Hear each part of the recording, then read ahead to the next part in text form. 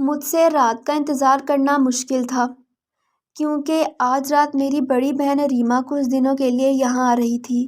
وہ میری اکلوتی بہن تھی، اس لیے ہمیشہ میں اس کے آنے پر بہت خوش ہوتی تھی۔ اس کی شادی کو 1 سال ہو گیا تھا۔ وہ جب بھی میکے آتی تو میری جیسے عید ہو جاتی۔ ہم مل کر بہت مزہ کرتے تھے۔ وہ جب بھی آتی اس کا یہاں سے جانے کا دل نہ کرتا اور ہمیں زبردستی اسے اس کے گھر بھیجنا پڑتا کہ کہیں سسرال والے برا نہ مان جائیں۔ آج بھی میں نے جلدی جلدی سب کام نمٹائے اور اس کے آنے کا انتظار کرنے لگی۔ میری بہن بہت خوبصورت اور ایک صحت مند لڑکی تھی۔ اس کے بارے میں سوچ کر میرے چہرے پر مسکراہٹ پھیل گئی۔ بالآخر رات کے 9 بج گئے اور وہ گھر آ گئی۔ میں اس سے خوش دلی سے ملی مگر میں اس کی حالت پر حیران تھی۔ اس کا رنگ بہت مرجھایا ہوا تھا، آنکھوں کے گرد حلقے بھی پڑ گئے تھے، اس کے بالوں کی چمک کہیں کھو گئی تھی اور وہ روکھے اور بے جان نظر آ رہے تھے۔ سب نے اس کے حلیے کو نوٹ کیا اور اس سے وجہ پوچھی۔ اس نے کچھ بہانہ بنا کر ہمیں مطمئن کر دیا۔ میری امی نے کہا وہ کچھ دن یہاں رکے گی تاکہ دوبارہ اس کو کھلا پلا کر صحت مند کیا جا سکے، لیکن یہ سن کر مجھے حیرانی ہوئی کہ ریما باجی نے یہاں رکنے سے انکار کر دیا۔ ان کا کہنا تھا کہ وہ 12 بجے تک اپنے شوہر کے ساتھ واپس گھر جائیں گی۔ میں باجی کو دیکھ کر پہلے ہی حیران تھی اور اب ان کی بات سن کر میں پریشان ہو گئی۔ باجی تو جب بھی آتی تھی یہاں 1 ہفتہ رکتی تھی، اس کے علاوہ ان کا اپنے سسرال جانے کو بھی دل نہیں کرتا تھا۔ میں نے ان سے پوچھا تو انہوں نے مجھے کہا گھر میں میرے دیور کی شادی ہے اور مجھے تیاریاں کرنی ہے، اس لیے مجھے جلدی جانا ہے، پھر کبھی آ جاؤں گی۔ ان کی بات پر میں تھوڑا مطمئن ہو گئی۔ ان 3 گھنٹوں میں میں نے نوٹ کیا کہ باجی کچھ خاموش تھیں، لیکن میں نے اسے اپنا وہم ہی جانا۔ 3 گھنٹے مجھے ان کے ساتھ بہت مزہ آیا۔ رات کو 12 بجے ان کے شوہر انہیں لینے آئے تو وہ چلی گئی۔ ان کے جاتے ہی میں اداس ہو گئی۔ میں نے سوچ لیا تھا جیسے ہی ان کے دیور کی شادی ہوگی میں ریما باجی کو 1 ماہ یہاں رکنے کا کہوں گی اور ان کی کسی معذرت کو نہیں سنوں گی۔ ان کے دیور کی شادی کی تیاریوں میں 1 ماہ ایسے ہی گزر گیا۔ باجی کے بغیر میں اداس ہو گئی تھی، اس لیے میں نے ان کو فون کر کے گھر آنے کو کہا مگر انہوں نے انکار کر دیا۔ مجھے سخت پریشانی ہوئی، میرا دل ٹوٹ گیا۔ باجی نے پہلے کبھی ایسا نہیں کیا تھا، اب انہیں کیا ہو گیا تھا؟ اب تو وہ فون بھی بہت کم کرتی تھی۔ خیر یہ رات میں نے مشکل سے گزاری۔ اگلے دن میں نے سوچ لیا تھا کہ آج انہیں خود ان کے گھر جا کر زبردستی یہاں لاؤں گی۔ میری امی نے میرے فیصلے کو سراہا۔ شام کو میں ان کے گھر چلی گئی۔ باجی نے ایک بار پھر میرے ساتھ آنے سے انکار کر دیا۔ میں نے کافی اصرار کیا تو مشکل سے انہوں نے جانے کی حامی بھر لی۔ میرے سامنے انہوں نے ایک بڑا سیاہ رنگ کا شاپر اپنے بیگ میں رکھا۔ میں نے ان سے اس بارے میں کوئی سوال نہیں کیا۔ خوشی خوشی میں ان کو اپنے ساتھ لے آئی۔ ابھی بھی وہ اتنا بول نہیں رہی تھی جتنا پہلے بولا کرتی تھی۔ میں نے سوچا ان کو شادی کی تھکاوٹ ہو گئی ہے، اس لیے میں نے اس رات ان کو جلدی سونے کا کہا۔ میں ان سے پہلے سو گئی تھی۔ اگلی صبح جب میں اٹھی تو باجی نے اپنے پیٹ پر دوپٹہ رسی کی طرح باندھ رکھا تھا اور 3-4 انچ کا پتھر صاف نظر آ رہا تھا جس پر دوپٹہ باندھا گیا تھا۔ مجھے بڑی حیرانی ہوئی۔ میں نے ان کو جھنجھوڑ کر اٹھایا اور ایسا کرنے کی وجہ پوچھی۔ ریما باجی نے مجھے سختی سے منع کیا کہ میں اس بارے میں کسی کو کچھ نہ بتاؤں ورنہ وہ یہاں نہیں آئیں گی۔ ان کی دھمکی پر میں خاموش ہو گئی۔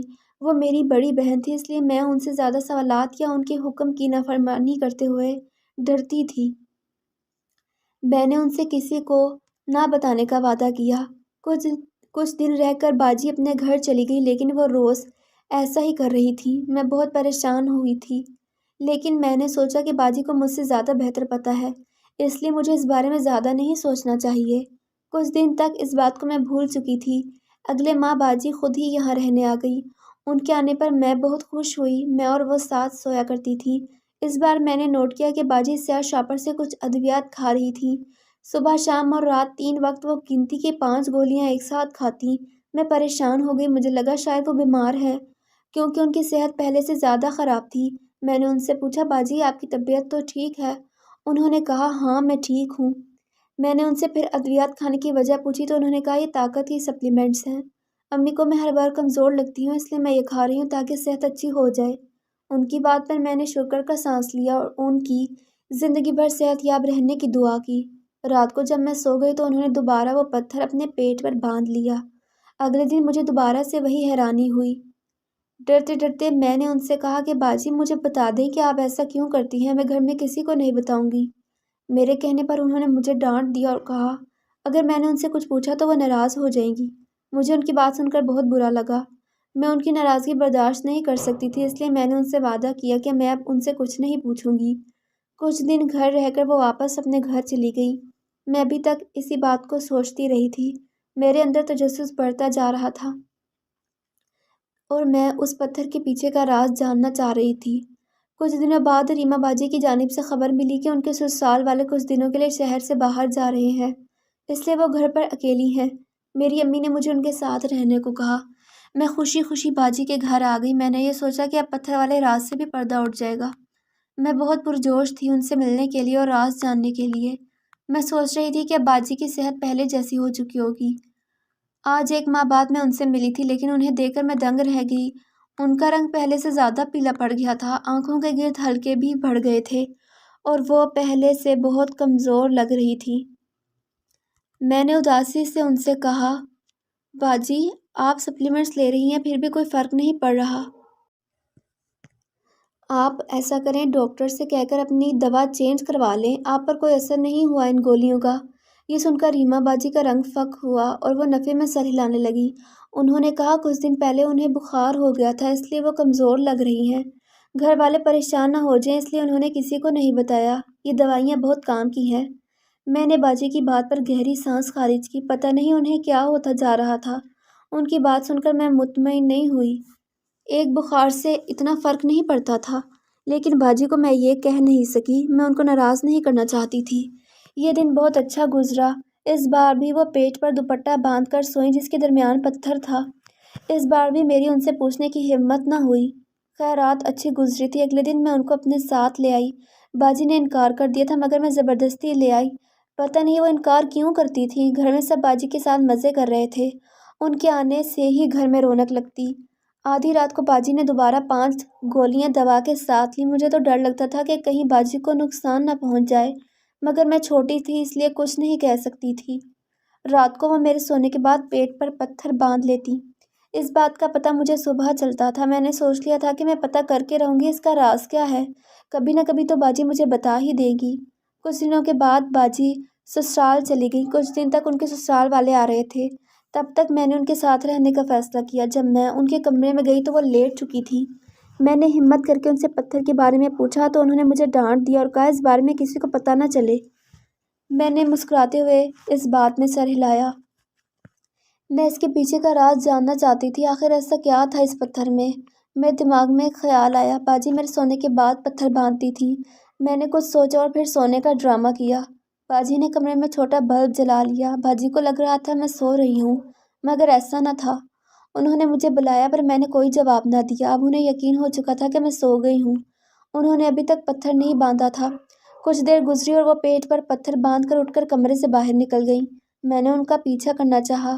میں چھپ کر ان کے پیچھے گئی۔ یہ دیکھ کر میں ڈر گئی کہ وہ عبایا پہن کر نقاب کر رہی تھیں۔ کیا وہ کہیں جا رہی تھیں؟ مگر کہاں؟ میں ڈر کر سوچنے لگی۔ میں نے پہلے سوچا کہ ان سے جا کر پوچھ لوں، لیکن مجھے خیال آیا کہ شاید مجھے پتھر کا راز معلوم ہو جائے گا، اس لیے میں رک گئی۔ جیسے ہی وہ گھر سے نکلی میں نے ان کا پیچھا کرنا شروع کیا۔ رات کا 1 بج رہا تھا۔ میں احتیاط سے ان سے کافی پیچھے چل رہی تھی۔ وہ ایک جگہ آ کر رکی اور ایک جھونپڑی نما گھر میں داخل ہو گئی۔ میں حیرت سے اس جھونپڑی کو دیکھ رہی تھی جہاں پر ہر جانب موم بتیاں اور دیے روشن تھے۔ ایک جگہ آستانہ لکھا ہوا تھا۔ میں بہت حیران ہوئی۔ باجی یہاں کیا کرنے آئی تھیں؟ میں چھپ کر کھڑکی سے دیکھنے لگی۔ اس وقت باجی کے ساتھ ایک نقاب پوش عورت بھی تھی جو ایک تخت پر بیٹھی تھی۔ اس نے میری باجی سے کہا کہ یہ نیا پتھر لو اور اسے روز پیٹ پر باندھ کر سو جاؤ۔ 10 دن بعد تمہیں نیا پتھر لینے آنا ہوگا۔ جلدی تمہیں اولاد کی خوشخبری مل جائے گی، اور وہ دوائیاں لینا مت چھوڑنا ورنہ بچہ نہیں ہو سکے گا۔ اسے باقاعدگی سے لیتی رہنا، اور یہ بات تمہاری ساس کے علاوہ کسی کو معلوم نہ ہو ورنہ اثر نہیں ہوگا اس پتھر کا اور تمہارے کبھی بچہ نہیں ہوگا۔ اس عورت کی بات سن کر میرے پیروں تلے زمین نکل گئی۔ اس سے پہلے کہ باجی آتی میں وہاں سے بھاگنے لگی۔ کیا باجی یہ سب بچے کے لیے کر رہی تھی؟ ان کو کب سے ایسی باتوں پر یقین ہونے لگا تھا؟ مجھے کچھ سمجھ نہیں آ رہا تھا کہ میں کیا کروں۔ کیا مجھے ان سے اس بارے میں پوچھنا چاہیے تھا؟ لیکن وہ مجھ سے بڑی تھی، اس لیے مجھ میں اتنی ہمت نہ تھی کہ میں ان سے پوچھ سکوں۔ اگر میں پوچھ لیتی تو شاید وہ مجھ سے سخت ناراض ہو جاتی کہ میں ان کا پیچھا کر رہی تھی۔ उस रात के बाद मैं बहुत टेंशन में रही थी। अब तो ये मामूल बन गया था। बाजी जब भी मैके आती, गोलियां लेकर आती और पेट पर पत्थर बांध लेती। वो रोज़ बरोज़ कमज़ोर हो रही थी। एक दिन मैं बहाने से उनके ससुराल रहने लगी। उनके सास ससुर और शौहर को किसी और शहर जाना था। इस बार मैं उनके साथ रहने पर खुश नहीं थी, बल्कि उदास थी। आधी रात को मुझे बाजी के रोने की आवाज़ आई। मैं डर कर उठ गई और उनसे रोने की वजह पूछी। उन्होंने कहा, मेरे पेट में बहुत दर्द हो रहा है। ये कहकर अचानक से उन्होंने रोना बंद किया और मेरी तरफ देखकर कहने लगी कि लगता है काम हो गया और कोई खुशखबरी मिलने लगी है। पेट में उठते दर्द की वजह से वो दोबारा रोने लगी। मैंने जल्दी जल्दी बाजी का पर्स उठाया और उन्हें करीबी हॉस्पिटल ले गई। मैं हैरान थी कि क्या वाकई ये उस पत्थर का कमाल था। मैंने घर किसी को फ़ोन नहीं किया था ताकि कोई परेशान न हो जाए। सारे रास्ते वो रोती रही थी, मगर साथ साथ खुश भी थी और इस नकाबपोश औरत को दुआएं दे रही थी। पता नहीं क्यों मुझे उस औरत पर यकीन नहीं था। लेडी डॉक्टर ने उनके मुआयने के बाद बताया कि ऐसा इसलिए हुआ क्योंकि वो किसी दवा की हैवी डोज ले रही थी। अभी कोई खुशखबरी नहीं थी। बाजी मायूस हो गई। मुझे कुछ याद आया और मैं उनका पर्स खंगालने लगी। उस स्याह शापर को मैंने डॉक्टर साहिबा को दिया जिसमें दवाइयाँ थीं। बाजी ने मुझे खूनखार नज़रों से देखा। मुझे उनके घूरने की वजह समझ नहीं आई। अपनी तरफ से मैंने अक्लमंदी का काम किया था। डॉक्टर साहिबा ने सब अद्वियात चेक करने के बाद बताया कि ये बच्चा रोकने वाली दवा है, आप ये क्यों ले रही हैं? इससे आपको नुकसान पहुंच सकता है। हम दोनों बड़ा हैरान हुए। रीमा बाजी ने डॉक्टर से कहा, ऐसा नहीं है, आपको गलत फहमी हुई है। ये अद्वियात तो मेरी सास मुझे खिला रही हैं। उनका कहना है कि मेरे बच्चा नहीं हो सकता और जब मैं ये खाऊंगी तो जल्द हो जाएगा। डॉक्टर साहब ने उनकी बात की नफ़ी की और कहा, वो ये सब लेना छोड़ दे, वरना वाकई आगे मुश्किलात हो सकती हैं। इसलिए उनकी सेहत ख़राब हो रही है। वो रात हमारी परेशानी में गुजरी। बाजी ने सब मुझसे शेयर कर दिया था। उन्होंने ये भी कहा, इसलिए मैं तुम्हारे साथ घर नहीं आ रही थी क्योंकि मेरी सास ने मना किया था। लेकिन मुझे वाकई यकीन है कि डॉक्टर को कोई गलत फहमी हुई थी। मेरी सास ने बड़े हॉस्पिटल से ये दवाइयाँ ख़ास मेरे लिए ली हैं और उनकी सहेलियों की बहुओं को भी इससे जल्दी बच्चा हुआ है। मुझे अपनी बहन की सास की बजाय डॉक्टर पर यकीन था। मेरा कहना था कि आपकी सास को कोई गलतफहमी हुई है या उनकी डॉक्टर ने गलती से ये दवा दे दी है। लेकिन रीमा बाजी इस बात को तस्लीम नहीं कर रही थी। बिलाखिर लंबी बहस के बाद हमने फैसला किया कि जब सास आएगी तो उनसे ही बात करेंगे ताकि सब क्लियर हो जाए। और तब तक बाजी ये अद्वियात खाना छोड़ देंगी क्योंकि वो कोई रिस्क नहीं ले सकती थी। बाजी ने और मैंने इस बात पर इत्तेफाक किया। अब हमें उनकी सास के आने का इंतज़ार था। कुछ दिनों में वो आ गई थी। मैं वहीं पर थी। मेरी बहन ने वो अद्वियात खाना छोड़ दी थी और हैरत की बात यह थी कि उन्हें छोड़ने के बाद उनकी सेहत वाकई अच्छी हो रही थी। अब उनको भी मेरी बात का यकीन हो गया था कि कुछ तो गड़बड़ है। लेकिन वो कह रही थी कि उनकी सास को किसी ने गलती से ऐसी दवा दी है। मेरी सास मेरे साथ गलत नहीं कर सकती। मैंने बाजी से कहा, आज रात सब पता चल जाएगा। जब उनकी सास आई तो वो सब मेहमानों में मसरूफ़ थी। घर पर मेहमान उनसे मिलने आए थे, इसलिए हम बात न कर सके। लेकिन आधी रात को जब बाजी ने उनसे पूछना चाहा तो उनके पूछने से पहले वो बोली, मुझे किसी के घर जाना है। इतना कहकर वो आधी रात को चली गई। बाजी ने बताया कि वो अपनी बहन के घर गई होंगी।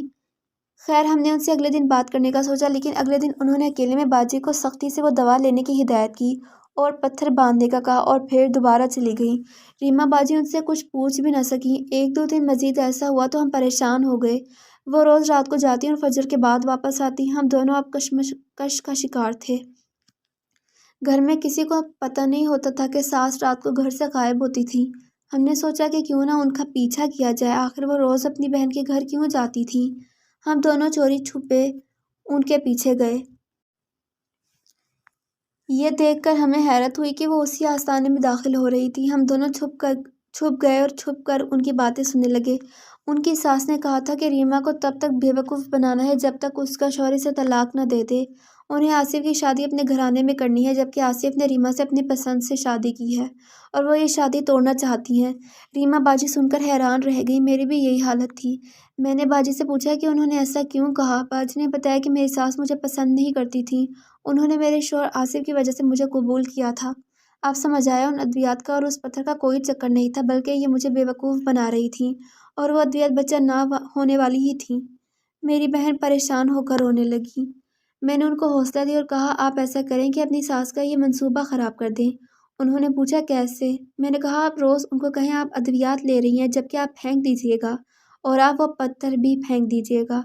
ऐसे ही कुछ हो सकता है। कुछ दिनों तक उन्होंने ऐसा ही किया। वो सास से झूठ बोलती कि मैं दवाइयाँ खा रही हूँ।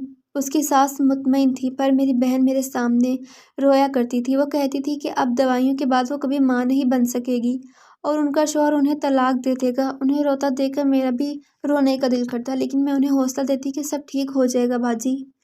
اس بارے میں صرف ہم دونوں بہنوں کو علم تھا، ہم نے کسی کو بھی کچھ نہیں بتایا تھا۔ میں روز اپنی بہن کو تسلی دیتی اور کہتی کہ وہ آصف کے ساتھ اچھا سلوک رکھیں تاکہ ان کی ساس آصف کو بہکا نہ سکے۔ میری بہن نے ایسا ہی کیا۔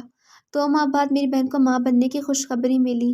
وہ دن ہم سب کے لیے عید کا دن ثابت ہوا۔ آصف بہت خوش ہوئے اور انہوں نے گھر میں ایک فنکشن رکھا۔ ان کے دل میں ریما باجی کی محبت مزید بڑھ گئی تھی۔ سب بہت خوش تھے۔ ریما باجی کے ماں بننے پر ان کی ساس حیران رہ گئیں، وہ غصے میں گھوم رہی تھی۔ میں اور ریما باجی ان کے چہرے سے آسانی سے اندازہ لگا سکتے تھے کہ وہ کتنی حیران اور پریشان ہیں۔ میں اور میری بہن، ان کے شوہر اور میرے گھر والے بہت خوش تھے، لیکن ان کی ساس غصے میں تھیں۔ ایک رات پھر وہ آستانہ گئیں اور ہم ان کے پیچھے۔ میں نے باجی سے کہا وہ ویڈیو ریکارڈر آن کر لیں۔ انہوں نے ایسا ہی کیا اور کھڑکی سے ویڈیو بنانے لگیں۔ ہمیں ان کی آوازیں آنے لگیں کہ وہ اس عورت پر غصہ ہو رہی تھی۔ تم نے مجھے دھوکہ دیا ہے، تمہارے اس پتھر اور دوائیاں دینے کے باوجود میری بہو ماں بننے والی ہے۔ میں نے تمہیں اتنے پیسے دیے مگر تم نے اچھا نہیں کیا۔ باجی کی ساس اس سے لڑ رہی تھی۔ وہ عورت فوری گھبرا گئی اور کہا کہ میں نے اپنی طرف سے پوری کوشش کی ہے، تمہاری بہو نے میری بات پر عمل نہیں کیا ہوگا۔ بجائے مجھے کچھ کہنے کے تم اپنی بہو سے جا کر پوچھو۔ باجی کی ساس کو مزید غصہ آیا۔ اس نے کہا میری بہو نے ہر روز تمہاری بات پر عمل کیا، میں خود اس پر نظر رکھتی تھی، تم بہانہ بنا رہی ہو۔ میں نے تمہیں ہر ماہ جو پیسے دیے ہیں وہ واپس کرنا، ورنہ میں تمہیں پولیس کے حوالے کر دوں گی۔ اس عورت نے جواب دیا تم نے غلط کیا ہے اپنی بہو کے ساتھ، میرے پاس تمام ثبوت ہیں، اگر تم یہاں سے نہ گئی تو میں تمہیں پولیس کے حوالے کر دوں گی، اور جب سب ثبوت ان کو دکھاؤں گی تو پکڑی میں نہیں تم جاؤ گی۔ یہ سن کر ساس گھبرا گئی اور سوچا کہ اگر پولیس نے سچ میں انہیں گرفتار کر لیا تو ان کا بیٹا ان سے نفرت کرے گا۔ وہ اس عورت پر ملامت کرتی باہر آ گئی۔ ہم دونوں کو کھڑا دیکھ کر وہ گھبرا گئی۔ ریما باجی نے غصے سے انہیں دیکھا اور کہا اس ثبوت میں اپنے شوہر کو دکھاؤں گی۔ مجھے نہیں پتا تھا آپ اتنی بری خصلت کے مالک ہیں، آپ نے مجھے میرے شوہر سے بدگمان کرنا چاہا تھا، اس ثبوت کے بعد وہ آپ سے بدگمان ہوں گے۔ ویڈیو دیکھ کر ساس کی سٹی گم ہو گئی۔ وہ ہاتھ جوڑ کر معافی مانگنے لگیں اور کہنے لگیں کہ وہ شرمندہ ہے اور یہ سب انہوں نے آستانے کی عورت کے بہکاوے میں آ کر کیا۔ وہ معصوم لوگوں کو ایسے ہی بے وقوف بنا کر لوٹتی تھی، مجھے پتہ نہیں چلا اس لیے میں بھی پاگل بن گئی۔ ان دوائیوں اور پتھر سے کسی کو بچہ نہیں ہوا تھا، بلکہ اس عورت کے کہنے پر میں نے جھوٹ بولا تھا۔ میں نفرت میں اندھی ہو چکی تھی، مجھے معاف کر دو۔ ہمیں ان کے چہرے پر بالکل بھی شرمندگی محسوس نہ ہوئی۔ ہمیں پتہ تھا وہ جان بوجھ کر ایسا کہہ رہی تھیں تاکہ ان کے بیٹے کو ان کی اصلیت پتہ نہ چل جائے۔ میری بہن نے بنا ساس کی بات سنے سب گھر والوں کو وہ ثبوت دکھایا۔ باجی کی ساس رو رہی تھی، سب گھر والوں کے سامنے ان کا اصل چہرہ آ گیا تھا۔ میرے بہنوئی نے فیصلہ کیا کہ وہ ریما باجی کو لے کر الگ گھر میں شفٹ ہو جائیں گے، کیونکہ ان کی ماں آگے کچھ بھی کر سکتی تھی۔ وہ ویڈیو ریما باجی نے اپنے فون میں سیو رکھی تھی، کیونکہ وہ اس آستانے والی عورت کا راز بھی فاش کرنا چاہتی تھیں تاکہ لوگ ایسی عورتوں کے بہکاوے میں آ کر اپنا گھر تباہ نہ کریں۔ تو یہ تھی آج کی سبق آموز کہانی۔ اگر آپ کو کہانی پسند آئی ہے تو ہمارے چینل کو سبسکرائب کرنا مت بھولیں۔